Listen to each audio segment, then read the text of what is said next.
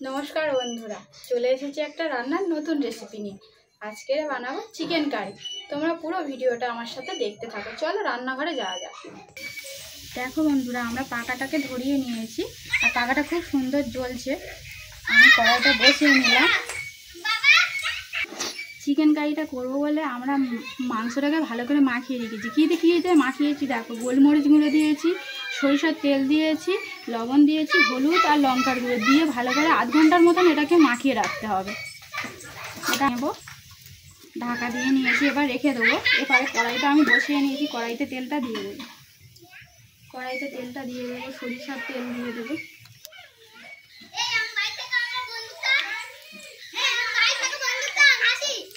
তেলটা আমাদের গরম হয়ে গিয়েছে। এবার আমরা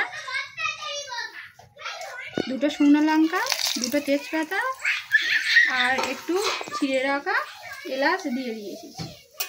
দিয়ে এটাকে একটু পেঁয়াজ কুচিগুলো দিয়ে দেবো।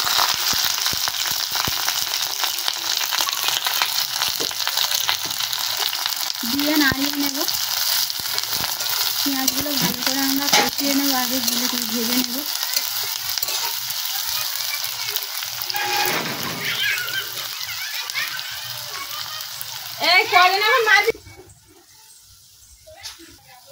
এবার আমি লবণটা দিয়ে দেবো। পেঁয়াজটা অনেকটা ভাজা ভাজা হয়ে গেছে, এই জন্য একটু পেঁয়াজটা নরম হওয়ার জন্য আমি লবণ দিয়ে দিলাম।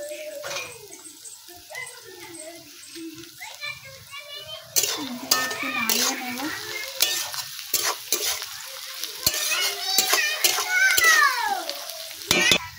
আমাদের পেঁয়াজটা ভাজা ভাজা হয়ে গেছে। এবার আমরা আদা রসুন বাটাটাকে দিয়ে দেব পরিমাণ মতন। যেমন মাংস তেমন আদা রসুন বাটাটা আমাদেরকে দিতে হবে। দেওয়া হয়ে গেছে, এবার এটা কষিয়ে নেব ভালো করে।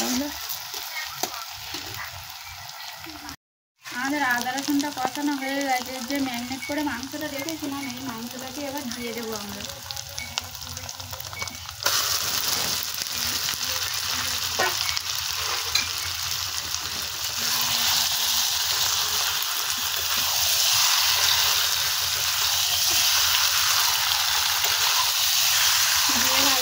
মাংসটাকে এবার কষিয়ে নেব।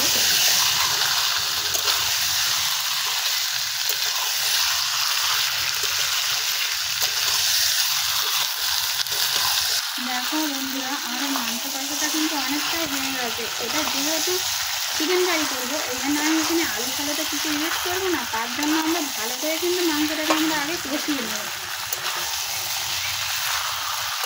চিকেন কারি মাংসটা ভালো করে আমাদের কষাতে হয়। সুন্দর করে আমরা ঢাকাতে কিন্তু কষাচ্ছি। এটা আমাদের কষানোটা হোক ততক্ষণ।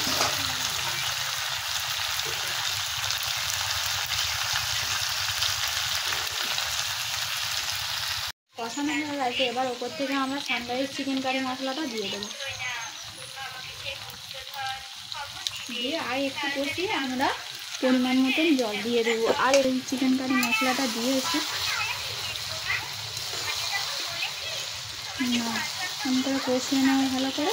আরও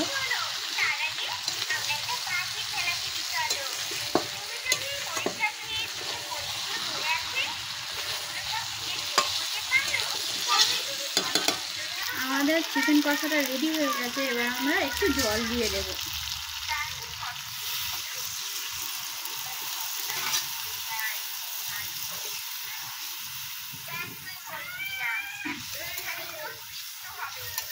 দিয়ে দিলাম পরিমাণ মতন জলটা।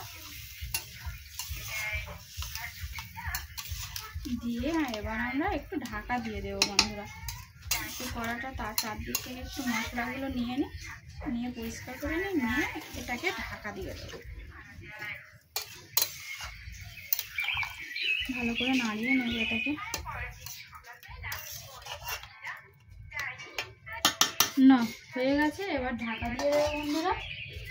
ঢাকা দিয়ে দেবো, দিয়ে 10 মিনিট মতো এটাকে ফুটিয়ে আমরা লাগিয়ে নেবো। তাহলে চিকেন কারি রেডি হয়ে যাবে বন্ধুরা। আমাদের চিকেন কারিটা রেডি হয়ে গেছে। এবার আমরা একটু ফুলবো। দেখো বন্ধুরা, আমাদের চিকেন কারিটা রেডি হয়ে গেছে। দেখো চিকেন কারিটা রেডি হয়ে গেছে। এবার থেকে ওপর থেকে একটু গরম মশলা ছড়িয়ে দেবো আমি। আর মাংসগুলো সব খুব সুন্দরভাবে সিদ্ধ হয়ে গেছে। দেখো এবার আমরা একটু গরম মশলা দিয়ে দেবো, গরম মশলাটা ছড়িয়ে দেবো, নিয়ে আমি একটু নাড়িয়ে নেব।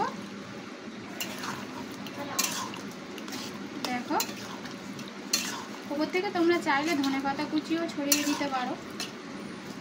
আমি একদম সহজ পদ্ধতিতে করে দেখালাম তোমাদেরকে চিকেন কারিটা। এবার আমরা এটাকে লাবিয়ে নেব। এবার আমরা লাবিয়ে নিচ্ছি চিকেন কারিটাকে। দেখো বন্ধুরা, আমাদের চিকেন কারিটা কিন্তু রেডি হয়ে গেছে।